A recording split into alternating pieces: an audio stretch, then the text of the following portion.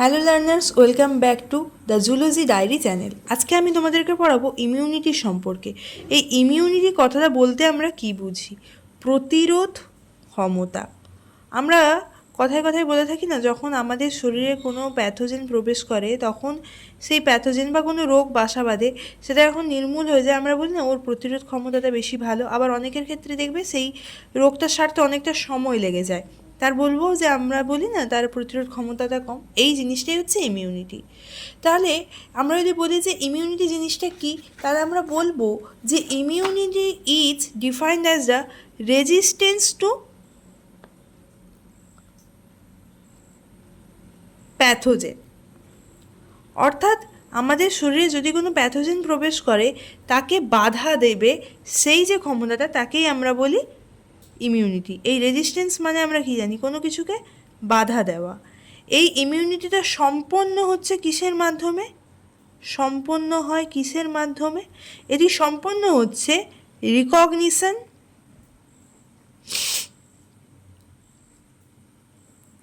এবং কিসের মাধ্যমে? ডিসপোজাল। অর্থাৎ কোনো কিছুকে চিহ্নিতকরণ এবং বিনষ্টকরণ। কাকে? যখন আমাদের শরীরে প্রবেশ করছে কোনো মাইক্রো অর্গানিজম। বেসিক্যালি আমরা এগুলোকে কি বলে থাকি? নন সেলফ পার্টিকেল, অথবা বলে থাকি ফরেন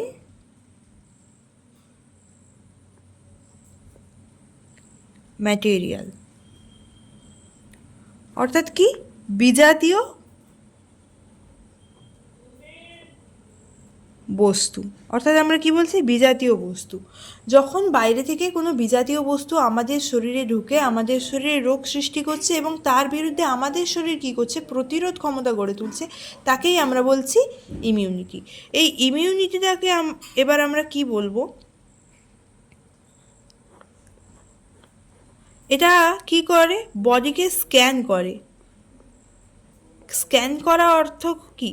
আমরা কোনো কিছু তখনই স্ক্যান করি যখন কোনো কিছুর মধ্যে কোনো কি বলবো ভাইরাস বা ব্যাকটেরিয়া কিছু আছে নাকি, এই সব দেখার জন্য। অর্থাৎ আমরা কোনো জিনিসের স্ক্যানটা এই কারণেই করি। তো সেইভাবে আমাদের বডিকে স্ক্যান করে কোনো প্যাথোজেন আমাদের শরীরে প্রবেশ করেছে কি না সেটা বোঝার জন্য। আবার কি করছে? এটা প্যাথোজেনের এগেনস্টে ফাইটও করে, অর্থাৎ যুদ্ধ করে, মানে লড়াই করে আমাদের প্যাথোজেনগুলোকে নষ্ট করার জন্য। এই ইমিউনিটির এবার আমরা টাইপস জেনে নেব। দেখো টাইপসটা কি বলছে? দুটো টাইপের হয়। একটা হচ্ছে ইননেট, আরেকটা হচ্ছে অ্যাকোয়ার্ড। এই অ্যাকোয়ার্ডটাকে আবার আমরা অ্যাডাপটিভও বলে থাকি। এই ইননেট কথাটার অর্থ কি? জন্মগত, যেটা আমরা জন্ম থেকে পেয়ে থাকছি। আর অ্যাকোয়ার্ড বা অ্যাডাপটিভ হচ্ছে অর্জিত।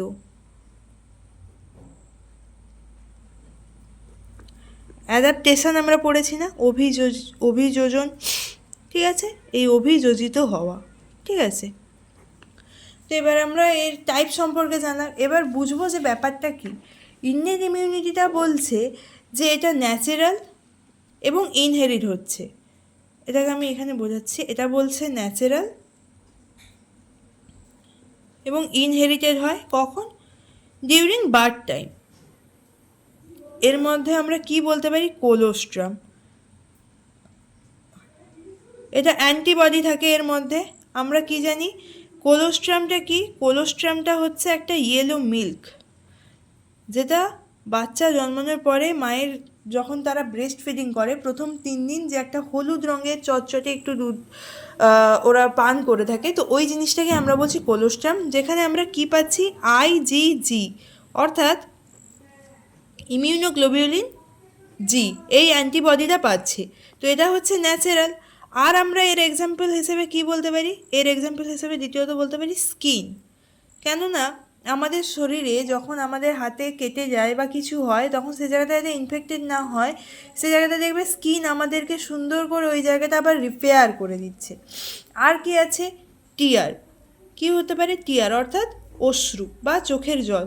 কি হয় যখন আমরা রাস্তায় হাঁটাচলা করি, যখন গাড়ি যায়, এই যে রাস্তার ধুলোবালিগুলো আমাদের চোখে তো প্রবেশ করে, আমাদের চোখ থেকে জল বেরাচ্ছে। এবার এই জিনিসটা কী করছে, যখন আমাদের চোখ থেকে জল বেরাচ্ছে, ওখানে থাকা লাইসোজাইমগুলো কী করছে, ওই চোখের জীবাণুগুলোকে মেরে ফেলছে।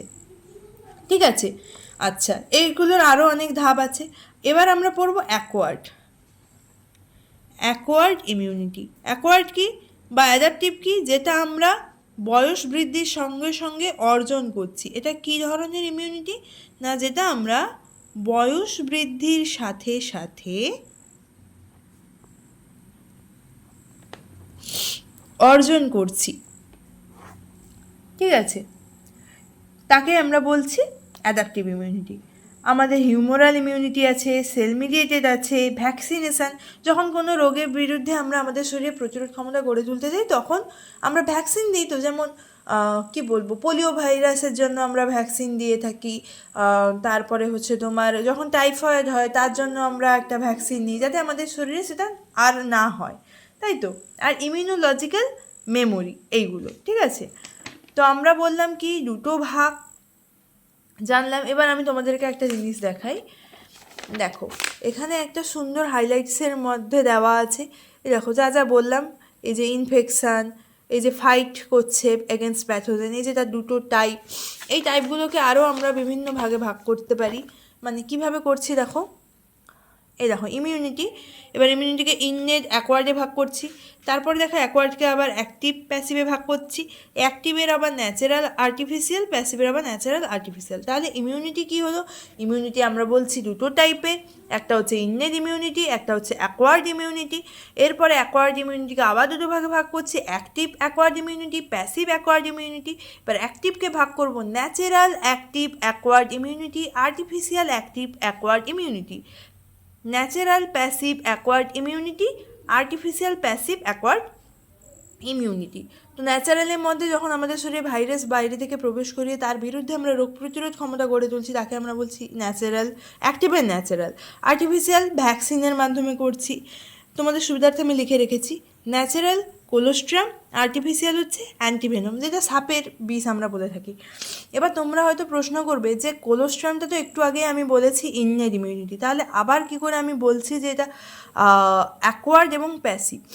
দেখো, ইননেট মানে কি, আমরা জন্মের মাধ্যমে এটা পাচ্ছি। আবার এই কোলোস্ট্রামটা প্যাসিভলি আমাদের শরীরে প্রবেশ করছে, অর্থাৎ আইজিজি, যে ইমিউনোগ্লোবুলিন জি আমাদের শরীরে যে অ্যান্টিবডিটা প্রবেশ করছে, সেটা কিন্তু পরবর্তীকালে কি করে না, আমাদের শরীরে বিভিন্ন রোগ বাসা বাঁধলে বিভিন্ন রোগের ক্ষেত্রে পার্টিকুলার অ্যান্টিবডি থাকে। আমরা জানি যে আমাদের 5 রকমের অ্যান্টিবডি আছে। অ্যান্টিবডিগুলি দেখতে কেমন হয়, ওয়াই শেপেড হয় আমরা জানি। এর লাইট চেন, হেভি চেন আছে, ফ্যাব অঞ্চল আছে, এফসি অঞ্চল আছে, এগুলো আমরা পড়েছি। ডাইসালফাইড বন্ড আছে। তো এই বিভিন্ন রকমের 5 রকমের যে অ্যান্টিবডিগুলো আছে, সেগুলো হচ্ছে কি কি জানবো, আইজিজি, আইজিএ, আইজিএম, আইজিডি এবং আইজিই। মনে রাখার সুবিধা কি, জ্যামডি, এইভাবে আমরা মনে রাখবো। এটা মনে রাখলে আমাদের সবগুলো অ্যান্টিবডির নাম মনে থেকে যাবে। তো এই পার্টিকুলার অ্যান্টিবডিদের পার্টিকুলার তাদের স্ট্রাকচার রয়েছে, তাদের পার্টিকুলার কাজ রয়েছে, সেগুলো সম্পর্কে আমরা বিস্তারিতভাবে জানবো। তো আজকে আমি তোমাদেরকে ইমিউনিটি কী এবং ইমিউনিটি কত প্রকারের হতে পারে সেটা সম্পর্কে আলোচনা করলাম। তোমরা যদি ইমিউনিটি, গতকালকে তোমাদেরকে আমি একটা হ্যান্ড রিটেন নোট দিয়েছিলাম, অবশ্যই সেটা ডেভেলপমেন্ট বায়োলজি থেকে, মানে 6th সেমিস্টার যারা রয়েছে তাদের জন্য বলছি। এমনিতেও যারা জুলজি নিয়ে পড়াশোনা করছো তাদের জন্য হেল্পফুল হবে। সেক্সুয়াল ডাইমরফিজম জিনিসটা আমাদের ছোটো ক্লাসেও রয়েছে অল্প বিস্তর, আর বড় হয়ে আমরা বেশিরভাগটা জানছি। তো এই রকম ধরনের হ্যান্ড রিটেন ছোটো ছোটো নোটস পেতে চাইলে আমার চ্যানেলটিকে সাবস্ক্রাইব করো, ফেসবুক পেজটিকে ফলো করে রেখো, এবং মাঝে সাঝে আমি ইনস্টাগ্রামেও এই ধরনের হ্যান্ড রিটেন নোটসগুলো পোস্ট করে থাকি। ওখান থেকেও তোমরা বিভিন্ন রকমের নোটস পেয়ে যাবে। তো যারা নিড দিতে চাও, আমি ধীরে ধীরে তাদের জন্য নতুন নতুন ভিডিও আপলোড করব, বা যারা 11-12 পড়ছো তাদের বায়োলজি বা সম্পর্কে, বা 9-10 যারা লাইফ সায়েন্স রয়েছে প্রত্যেকের জন্য ভিডিও আপলোড করব। আপাতত আমি কলেজে যারা পড়ছো, বেসিক্যালি যারা বিদ্যাসাগর ইউনিভার্সিটির আন্ডারে, তাদের জন্য ভিডিওগুলো পোস্ট করছি। তো আমার এই ধরনের পড়ানোর ভিডিও যদি তোমাদের ভালো লেগে থাকে তাহলে অবশ্যই আমার ইউটিউব চ্যানেলটিকে সাবস্ক্রাইব করো, ফেসবুক পেজটিকে ফলো করে রেখো রেগুলারলি ভিডিওসগুলো পাওয়ার জন্য। রেগুলার বেসিসে তোমরা এইভাবে পড়াশোনা করতে থাকো। তো আজকের পর্যন্ত এইটুকুই থাকলো। পরবর্তী একটা ভিডিওতে আমি আবার তোমাদেরকে এই যে টাইপগুলো বললাম, এই টাইপগুলো নিয়ে তোমাদের সঙ্গে আলোচনা করব।